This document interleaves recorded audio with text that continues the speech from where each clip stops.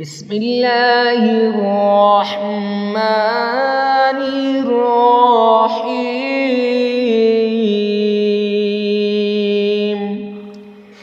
السلام علیکم ورحمۃ اللہ وبرکاتہ۔ معزز سامعین کرام، آج جو ہم آپ کے سامنے حاضر ہوئے ہیں یہ استغفار کا عمل لے کر حاضر ہوئے ہیں۔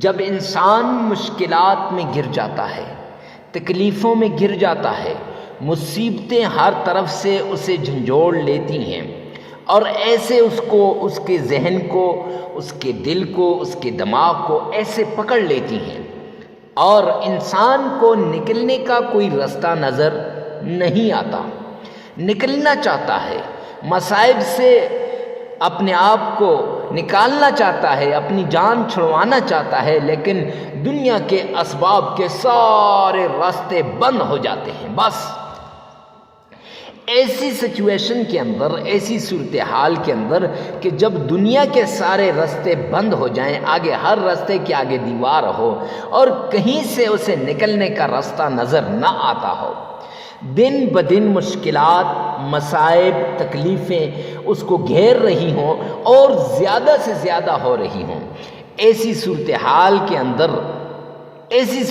کے اندر معزز سامعین کرام، وہ آدمی کیا کرے، کدھر جائے؟ جب دنیا والوں نے بھی ساتھ چھوڑ دیا، اب اللہ کے در پہ آنا پڑے گا، اللہ اور قرآن کو ساتھی بنانا پڑے گا، نبی پاک صلی اللہ علیہ وسلم کے بتائے ہوئے طریقے پہ چلنا پڑے گا۔ استغفار کا ایسی صورت میں یہ چھوٹا سا عمل کر لے، رب کعبہ کی قسم 100% گارنٹی کے ساتھ کہتا ہوں، شیورٹی کے ساتھ کہتا ہوں کہ انشاءاللہ اللہ سبحانہ و تعالی اس کو مشکلات سے نکال دیں گے، وہ مصیبتوں سے نکل جائے گا، وہ تکلیفوں سے نکل جائے گا، وہ پریشانیوں سے نکل جائے گا، لازماً نکلے گا اس عمل کے بعد۔ لیکن شرط یہ ہے کہ استغفار کا یہ عمل اس طریقے سے کرے جیسے ہم آپ کو بتائیں گے۔ صرف استغفار نہیں کرنا، ساتھ ایک چھوٹی سی سورت بھی پڑھنی ہے اور پورا طریقہ سیکھنا بھی ہے۔ جب اس طریقے کے مطابق پڑھیں گے تو پھر انشاءاللہ اس کی ساری مشکلات دور ہو جائیں گی۔ حضرت حسن بصری رحمۃ اللہ علیہ، آپ اس استغفار کے اس عمل کی فضیلت کا اندازہ اس بات سے لگا سکتے ہیں۔ حضرت حسن بصری رحمۃ اللہ علیہ کے پاس ایک آدمی آیا، آ کے کہنے لگا، حضرت میرے پاس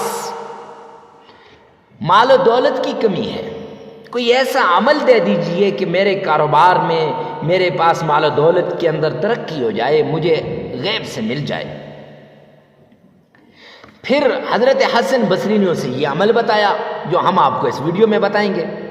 ایک اور آدمی آتا ہے، کہتا ہے، حضرت اولاد نہیں ہو رہی، در در پہ پھر کے تنگ آ چکا ہوں، ڈاکٹروں، طبیبوں، حکماء کے پاس جا جا کے تنگ آ چکا ہوں، زندگی اجیرن بن چکی ہے، لوگوں کے تانے سن کے تنگ آ چکا ہوں، ایسی صورت میں مجھے کوئی ایسا عمل بتا دیجئے جس سے مجھے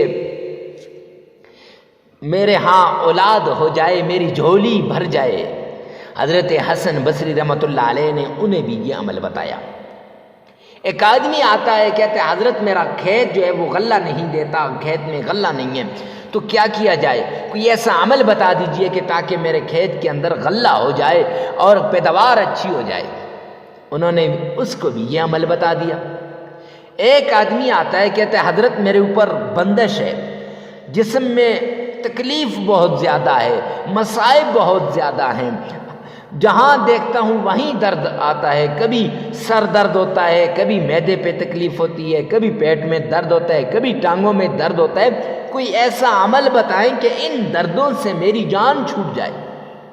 حضرت حسن بصری رحمۃ اللہ علیہ نے اس آدمی کو بھی یہ عمل بتایا، استغفار والا۔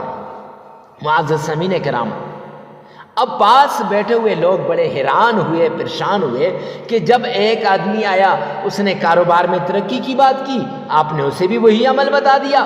دوسرا آدمی آیا، اولاد نہ ہونے کی بات کی، آپ نے اسے بھی وہی عمل بتایا۔ ایک آیا، شادی نہ ہونے کی بات کی، اسے بھی وہی عمل بتایا۔ حتیٰ کہ جس بات کے لیے وہ مشکل کو لے کر آ رہے ہیں، سوال بہت مختلف ہیں، 4 5 6 7 قسم کے سوالات ہیں، اور جواب ایک ہی ہے کہ یہی استغفار کا عمل کر لو۔ اللہ اکبر، قربان جاؤں۔ حضرت حسن بصری رحمۃ اللہ علیہ نے فرمایا، تمہیں پتہ ہے اس استغفار کی طاقت کا؟ تم نہیں جانتے استغفار کی طاقت کو، اسی لیے تو یوں کہتے ہو، ورنہ پیران پیر شیخ عبد القادر جیلانی رحمۃ اللہ علیہ، انہوں نے تو حدیث کی طرف اور قرآن کی طرف بات کی کہ آپ نے کیا سورہ نوح نہیں پڑھی؟ 29واں پارہ قرآن پاک کا نہیں پڑھا؟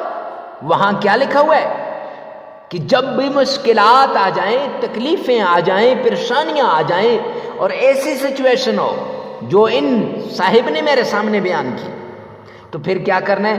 فرمایا فَقُلْتُ اسْتَغْفِرُوا رَبَّكُمْ، کہ تم نے اپنے رب کے سامنے کیا کرنا ہے؟ استغفار کرنا ہے۔ 29واں پارہ۔ اور آقا کائنات جناب محمد مصطفیٰ صلی اللہ علیہ وسلم نے بھی بتایا کہ جب پریشانی آ جائے، تکلیف آ جائے، مصیبت آ جائے تو استغفار کا دامن مت چھوڑیے گا۔ یہی استغفار آپ کو دنیا سے بھی سارے مسائل سے نکالے گا، ساری مشکلات سے بھی نکالے گا، اور آخرت کی بھی ساری مشکلات سے نکالے گا۔ عمل چھوٹا سا ہے۔ پیران پیر شیخ عبد القادر جیلانی رحمۃ اللہ علیہ بھی اپنے خاص مریدوں کو یہی بتاتے تھے۔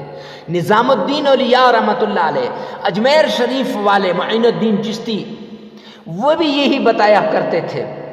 اور فرید الدین گنج شکر رحمۃ اللہ علیہ، یہ سارے اولیاء کرام، بختیار کاکی رحمۃ اللہ علیہ، اور تصوف اٹھا کر دیکھو، ہر بڑا پیر، ہر بڑا صوفی، ہر بڑا ولی، ہر چاہے اس کا تعلق جو ہے وہ نقشبندیہ سے ہو، قادریہ سے ہو، سہروردیہ سے، جس سے بھی ہو، وہ اس کا ایک ہی عمل ہوگا، استغفار وہ لازمی کرائے گا۔ اب کرنا کیسے؟ آپ نے 7 مرتبہ تعوذ پڑھنا ہے۔ اعوذ باللہ من الشیطان الرجیم۔ اگر آپ کا تلفظ ٹھیک نہیں ہے تو اسی ویڈیو میں سے 7 بار سن لیں اور 3 بار اپنی زبان سے ادا کر لیں۔ پھر اس کے بعد 7 بار تسمیہ، بسم اللہ الرحمن الرحیم پڑھ لی۔ اب اس کے بعد 7 بار تسمیہ پڑھنے کے بعد آپ نے 7 ہی بار درود پاک پڑھنا ہے۔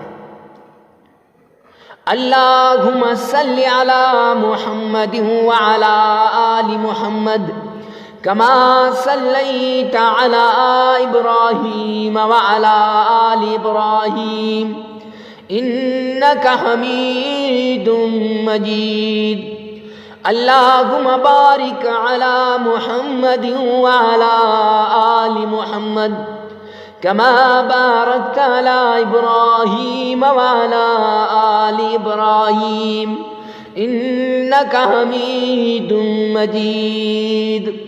معزز سامعین کرام، اگر آپ کا تلفظ ٹھیک نہیں ہے تو بات وہی ہے، 7 مرتبہ تعوذ، 7 مرتبہ تسمیہ، 7 مرتبہ درود پاک آپ نے اس ویڈیو میں سے سن لینا ہے اور 3 مرتبہ اپنی زبان سے ادا کر لینا ہے۔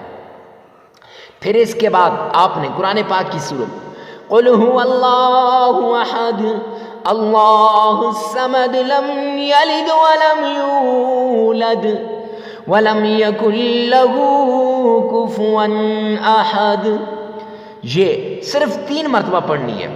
اگر آپ کا تلفظ ٹھیک نہیں تو 3 مرتبہ اس ویڈیو میں سے سنیں اور 3 مرتبہ اپنی زبان سے ادا کریں۔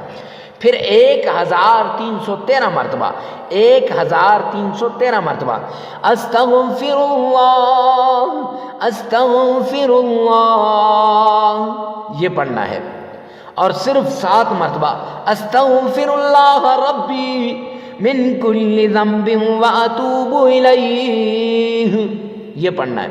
پھر 3 مرتبہ درود پاک پڑھیں اور 33 مرتبہ آپ نے اللہ کا پیارا نام یا حی یا قیوم یا حی یا قیوم، یہ پڑھنا ہے۔ پڑھ لیا، عمل مکمل ہو جائے گا۔ لگاتار 7 دن یہ عمل آپ نے کرنا ہے۔ عمل کے دوران ناغہ نہیں کرنا۔ دولت، عزت، شہرت، مال سب کچھ آپ کے قدموں میں آ جائے گا، اور 7ویں دن آپ نے دیکھنا ہے کہ کیسے اللہ کی مدد آتی ہے۔ ویڈیو کو ثواب کی نیت سے صدقہ جاریہ سمجھ کر شیئر کرنا مت بھولیے گا۔ والسلام۔